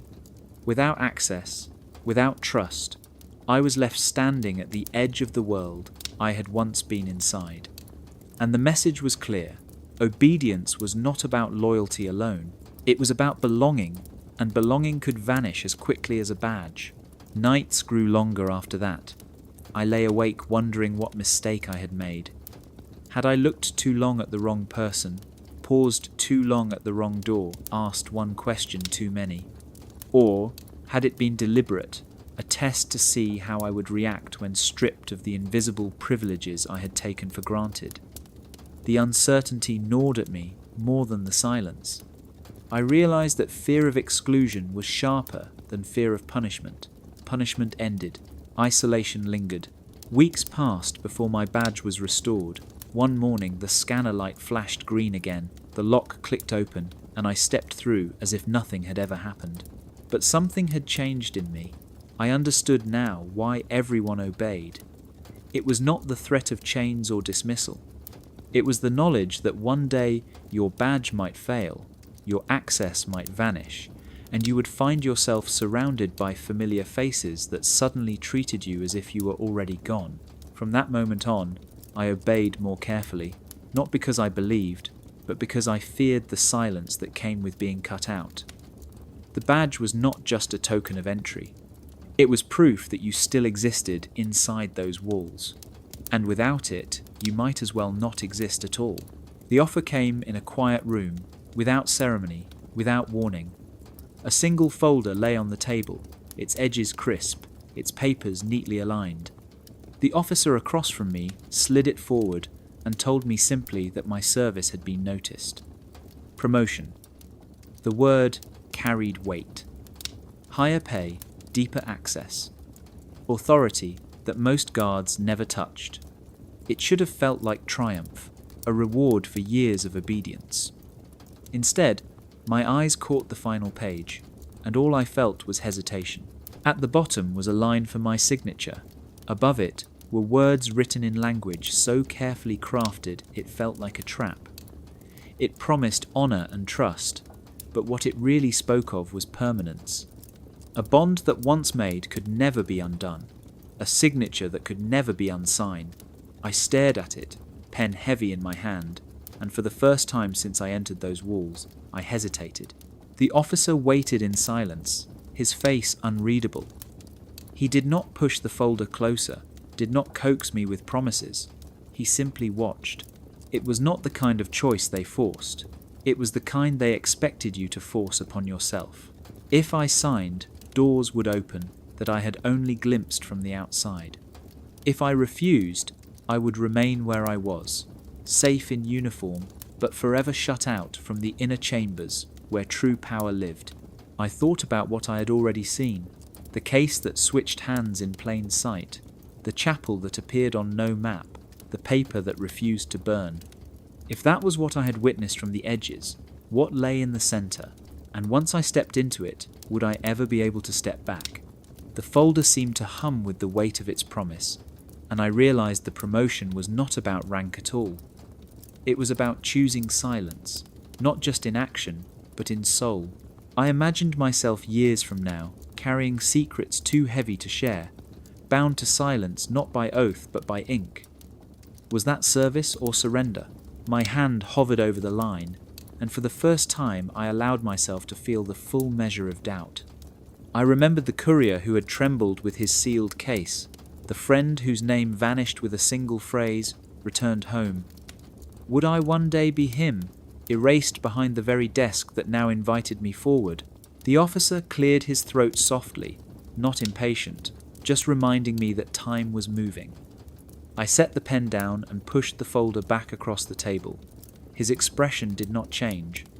He simply closed it, nodded once, and dismissed me. I left the room with my heart pounding, unsure if I had just saved myself or condemned myself. What I knew was this: that night, for the first time, I had not obeyed instantly. I had hesitated. And in that pause, I felt a fragile freedom flicker, even if it would cost me everything later. The day the technician arrived, nothing seemed unusual at first. He carried a leather case of tools, wore a plain uniform without insignia, and moved with the quiet confidence of someone who already knew where every wire ran and every panel was hidden. His orders, we were told, were simple: routine maintenance, a check of the comms equipment that kept guards in contact during long shifts. No one questioned him. In a place built on silence, routine was the easiest disguise. I watched as he unscrewed panels, adjusted dials, and clipped small devices to wires I had never noticed before. His hands moved quickly, too quickly for someone who was merely testing circuits. At one point, he looked up and caught my eye. His expression was calm, but there was something in it that told me I had seen more than I should. He gave a slight nod, as if to assure me nothing was wrong, then bent back to his work. When he finished, he closed the case, nodded to the officer, and disappeared down the corridor. After that day, things changed. Conversations grew shorter, clipped, and cautious. Guards who once laughed quietly during the night shift now spoke in half sentences, their eyes darting to the ceiling before finishing a thought. Even in the mess hall, where noise usually drowned suspicion, voices dropped low, words cut off mid-story, and laughter seemed forced. It was as though everyone had agreed without speaking that they were no longer alone, even when the room was empty. I tested it once. During a late patrol, I spoke aloud to a fellow guard about something harmless, a memory from training. He smiled, but his response was stiff, almost rehearsed, as though he feared someone else might be listening. When I pressed further, asking about the courier who had vanished weeks before, his expression hardened. He shook his head and muttered, "Not here, not now." Then he walked away. The tension spread like smoke. Shoulders grew tighter, eyes more guarded, every word weighed before spoken. The radios still worked, the channels were clear, but the silence between transmissions grew longer, filled not with static, but with hesitation. It became obvious that the technician had not been checking the equipment. He had been planting something inside it, something invisible, but heavy enough to bend every conversation into half-truths. I thought about the nod he gave me that day, the silent acknowledgement that I had noticed. Perhaps he wanted me to. Perhaps it was his way of reminding me that nothing we said was ever truly ours again. The realization sank deep. The Vatican did not need to threaten or punish when it could simply listen. Once you suspected ears in every wire and walls that remembered words, you began to censor yourself. Not because you were told to, but because you feared what might happen if you forgot. From then on, silence became the safest language. Words shrank, laughter faded, and thoughts folded inward. The technician had left, but the listener remained. And the worst part was this: we never knew if it was real. The equipment might have been untouched, the fear entirely in our minds. But in the end, it did not matter. The silence proved the device was working exactly as intended. The order was delivered to me as if it were no different from a routine assignment. Escort the courier, ensure the case reaches its destination. Do not ask questions. On the surface, nothing seemed unusual. I had done the same countless times before, walking beside men, carrying sealed envelopes or boxes, wrapped so tightly you could not guess their weight. But this time, as the folder was placed in my hands, I felt the unease settle in my chest. The officer's eyes lingered on me longer than usual, his voice just a shade too calm. I glanced down at the seal, its wax stamped deep with a mark I had never seen before. It was darker, heavier, almost bruised into the paper. My hand hesitated. The officer caught the pause and repeated the order, softer now, as though he already knew what I was thinking. "Routine," he said. But I had seen enough by then to know when routine was a mask. Whatever was inside that folder, it was not meant to be delivered without stain. For the first time since I had joined, I said no, not loudly, not defiantly, just a simple refusal, my voice low but steady. The officer did not argue. He did not shout or threaten. He only studied me for a moment, then nodded once and withdrew the folder. It was not anger I saw in his eyes, but something colder, disappointment perhaps, or calculation. as though he were measuring where to place me now that I had revealed a line I would not cross. The folder did not vanish. Instead, it was handed to another guard, one younger, eager, still burning with the need to prove himself. He accepted it without hesitation, his face bright with the pride of being trusted. I watched him walk away with quick steps, not realizing that what he carried was not trust but burden. Hours later, he returned pale, his eyes hollow, his silence heavier than any confession. He said nothing about what he had delivered, but the way his hands shook told me the cost had been paid. From that moment on, the air between us changed. The younger guard avoided me, as though my refusal had been a stain he did not want to catch. Others looked at me differently too, not with admiration but with quiet caution. I had shown hesitation in a place where hesitation was almost a crime, yet I felt no regret. The line I had drawn was invisible, but I knew I had needed it to remain whole. Still, the price of refusal was not mine to carry. It was shifted, silently, onto someone else. That was the way of the Vatican. No task vanished because one man said no. It only found another hand, another back, another conscience willing to bend. I realized then that obedience was not always about following orders. Sometimes it was about making sure someone else would. And when that happened, the silence left behind could weigh heavier than the task itself. They called it an honor, but I knew better. My new post placed me near the main courtyard, a ceremonial position where tourists and pilgrims flowed past in waves. My duty was to stand still, dressed in the bright uniform that drew eyes for photographs and admiration, but little else. It was exile, disguised as service. No more inner corridors, no more discreet escorts, no more glimpses of cases and seals and doors that opened outward. I had been placed where nothing ever happened, where I could be displayed like an ornament and quietly forgotten. At first, the silence gnawed at me. Hours passed beneath the sun as I held my weapon steady, my body a statue among the living. I felt the weight of punishment in the stillness, the way my world had narrowed to routine smiles and passing footsteps. But then, slowly, I realized something. In being made invisible, I had become free to watch. No one feared a guard at the gate.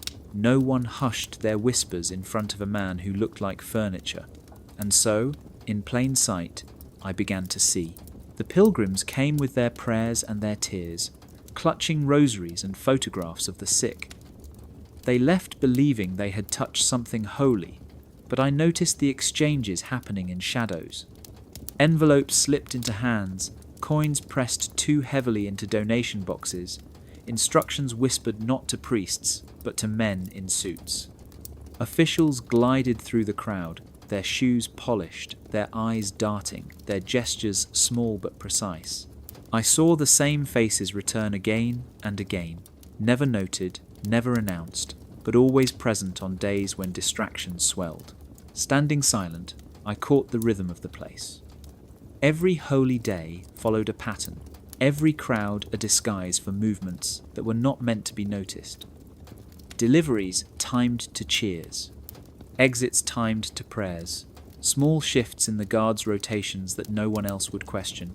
From my post, I saw the map unfold, a choreography hidden beneath devotion, a second heartbeat pulsing through the stone. It struck me then that exile had not stripped me of purpose. It had changed it. By pushing me into the light, they believed they had blinded me. But it was from here, on the margin of ceremony, that I saw more clearly than ever before. I saw how the crowd's awe was used as cover. I saw how silence could be louder than bells. And I saw how a man removed from trust could find another kind of truth, one that was not given but observed. I remained outwardly obedient, motionless, and proud in the colours of tradition. Yet inside, I counted the steps of men who thought they walked unseen, measured the weight of envelopes passed from palm to palm, and memorized the faces of those who returned too often for chance.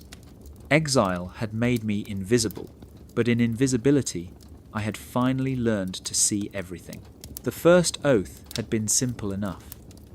I swore secrecy with my hand on the keys and the sword, binding my tongue to silence about what I saw within these walls. It was heavy, yes, but it was mine alone to carry. The second oath came years later, presented not in a chapel or ceremony, but in a quiet office where the blinds were drawn and the lights hummed low. A sheet of paper lay on the desk, its words carefully arranged, its language just vague enough to hide the hooks. I read slowly, my heart tightening as I reached the middle lines. The vow was no longer only about me. It spoke of trust, of loyalty extending beyond the self, and then, in veiled phrasing, it bound those connected to me, my family. My silence was no longer a wall I could build around myself. It was now a net stretched across everyone I loved. If I faltered, they too would feel the weight. The officer across from me said nothing, only watching, his hands folded neatly on the table. He did not need to explain. The implication was clear. This was not about protecting secrets alone. It was about ensuring I never even thought of breaking them. For what man would risk his mother, his father, his brothers, his sisters, by letting slip even a fragment of forbidden truth? The sword at my side had never frightened me as much as those carefully chosen words did in that moment. I thought back to the day of my first oath, the pride I felt, the thrill of being part of something larger than myself. Now I felt only the tightening of chains, invisible but stronger than iron. My silence had been personal before, a rule I could uphold with discipline. Now, it was no longer just mine. It was theirs too, whether they knew it or not. If I broke it, they would suffer, though they had never stood guard at these gates or walked these corridors. My hand trembled slightly as I set the paper down. The officer raised an eyebrow, but said nothing. This was not a demand shouted from the pulpit. It was an invitation, almost polite, but one that could not be refused without cost. To decline would be to mark myself as unreliable, a man whose silence could not be trusted. To accept would mean surrendering more than my voice. It would mean surrendering theirs. I signed, not with pride, not with obedience, but with the knowledge that I had no choice. The pen scratched across the page, sealing not just my fate, but the shadow over my family's future. As I handed it back, the officer nodded once, satisfied, and slid the paper into a folder that disappeared into a drawer. The room felt colder when I left, though the air outside had not changed. From that day, silence was no longer a rule I followed. It was a net cast wide, invisible but ever present, binding those I loved to the vow I had made. And that weight pressed on me heavier than any uniform I had ever worn. It was buried deep in the pages, written in Latin so precise it almost read like poetry. I had repeated the words years before without truly grasping them, my voice steady, my eyes fixed on the sword and keys. Only later, when I came across an annotated copy of the oath in a forgotten file, did I notice the line that had slipped past my younger self. It was not long, no more than a sentence, but it carried with it the faint scent of possibility. A clause, hidden in plain sight, so carefully phrased that those who enforced silence seemed to overlook it entirely. The line spoke of obedience in matters binding to the order and its sacred trust. At first, it seemed ordinary, just another declaration of loyalty. But the more I read it, the more I realized the subtle trick within. If silence was bound only to the order's sacred trust, then anything outside of that boundary was technically free. The problem was, no one had ever defined where the boundary truly ended. The officers assumed it meant everything. The guards accepted it without question. But the clause was still there, whispering that not all things were forbidden, that not every truth was locked by the oath. I sat awake night after night, replaying the words, translating them back and forth, trying to catch if my mind was twisting them into what I wanted to believe. Could this be a loophole? A legal crack in the wall of silence? If so, it was not wide. It was thin as a blade's edge, demanding precision, demanding that I step carefully or risk cutting myself to pieces. Still, the more I thought about it, the more I realized that this was not an accident. Someone, long ago, had left this door ajar. Perhaps a lawyer, perhaps a monk with a conscience, perhaps even a guard who knew one day someone might need a way out. The danger lay in how much those above trusted the uniformity of obedience. They never expected us to question the text, never thought one of us would read beyond the ceremony. They relied on silence being total. That was their mistake. The oath itself carried the seed of its undoing. I began to test it quietly. When asked about certain events, I repeated them exactly, but framed them in ways that emphasized what belonged to sacred trust and what did not. To my surprise, no one corrected me. The officers barely listened, too accustomed to obedience to notice the difference. My words slipped through, shaded just enough to be truthful without being bound. It was a dangerous game, but it showed me that the escape clause was real. Knowing it existed changed everything. For the first time, silence no longer felt absolute. There was a path, narrow and treacherous, but still a path. The oath was not a wall after all. It was a maze, and hidden within its twists was a single thread leading out. If I ever chose to speak, I would not be breaking my vow. I would be walking the line it had secretly drawn for me long ago. I began with a blank page, the kind that dares you to fill it, but punishes you the moment you do. My hand hovered above it, pen heavy, my mind crowded with memories that could never be named. I could not write names. I could not write dates. The oath was clear about those boundaries. But I realized what it had not forbidden was patterns, and patterns told stories without ever speaking of a single man or a single hour. So I wrote of how systems moved to protect themselves, how silence was never demanded loudly, but trained slowly, like muscle memory. I wrote of how distractions served as shields, how whenever the world looked one way, something of weight was moved the other. I wrote of how fear did not need to roar, it only needed to whisper, leaving men to silence themselves long before anyone ordered it. I found that by describing the rhythm of things, I revealed more than any name could have. A courier never vanished alone. First, there was a document, then a shadow, then a sudden rewriting of schedules that erased what came before. A meeting never happened by chance. First, the room was darkened, then the window covered, then the voices lowered until they were less conversation than choreography. The people themselves were interchangeable, but the patterns never changed. It struck me that institutions survive not by truth, but by repetition. They build habits so precise that no one even notices when they are following them. A case switches hands, a seal is replaced, a door opens outward instead of in. No one records it, yet everyone understands.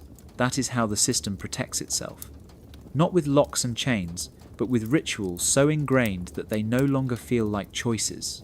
I made the words as plain as possible, writing them so even a boy of 15 could read them and see the outline.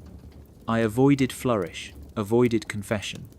I simply described the way silence was shaped into a net, how obedience was trained through isolation, how secrets were hidden less by force than by agreement. By the time I stopped, the page was filled not with accusations, but with a map of how power guarded itself. As I read it over, I realized no one could call it a betrayal. No oath had been broken, no rule violated. I had named no one, dated nothing. I had only drawn the shape of the system itself, the way it bent men and days, until both became unrecognizable. That was the truth I could say. Folding the page, I felt both lighter and heavier. Lighter because I had found a way to speak. Heavier because I knew that even patterns, once revealed, carried risk.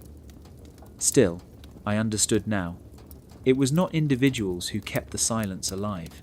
It was the system itself, and once you saw the pattern, you could never unsee it again. It was not a dramatic moment that broke me. No scandal, no revelation whispered in secret. It was a door. A simple wooden door at the end of a narrow corridor. the kind you could walk past 100 times without noticing. What made it different was not what it hid, but how it was built. Unlike every other door in that wing, its hinges faced outward. It opened into the corridor, not into the room. At first I thought little of it, a mistake perhaps, or a quirk of design. But the longer I stood watch near it, the more the thought grew. Doors are built with purpose, and this one had a purpose that was not meant to be spoken. I began to notice the scuff marks on the stone near the threshold, faint scratches from crates dragged outward. I noticed how guards were rotated away from it at certain hours, how deliveries were always logged coming in but never leaving. And then I understood. That door was not made to keep people out. It was made to let things slip through, unseen, unrecorded, unacknowledged. It was not the secret itself, but the mechanism of secrecy, a tool to move truth from inside to outside without leaving a trace. Once I saw it, I could not unsee it. The same mechanism appeared everywhere, though less obvious. In the way schedules shifted without explanation. In the way ledgers carried two inks, one for record and one for reality. In the way a missing letter left footprints where no one was supposed to have walked. The door was only the first clue, the crack in the wall that showed me the pattern. Secrets were not accidents. They were designed, built into the very structure, hidden in plain sight behind rituals and routine. It was then I realized the greatest control was not in the things they told us to guard, but in the systems that moved silently around us, disguised as normal. Obedience was not about following orders. It was about failing to notice the hinge on the wrong side, the crate dragged outward instead of in. Once you noticed, the silence became impossible to bear. I leave you with that same door, not as scandal, not as accusation, but as invitation. The mechanism is always there, in every system, not only here within these walls. Look for the hinge that does not belong, the pattern that does not fit, the silence that explains too much. Do not expect someone to tell you the truth outright. They rarely will. Instead, watch for the door left ajar, the one small detail that cracks the illusion and reveals the machinery beneath. That was what broke me. Not what was behind the door, but the realization that it had been built that way on purpose. And once I saw it, I could never again believe the walls around me were whole.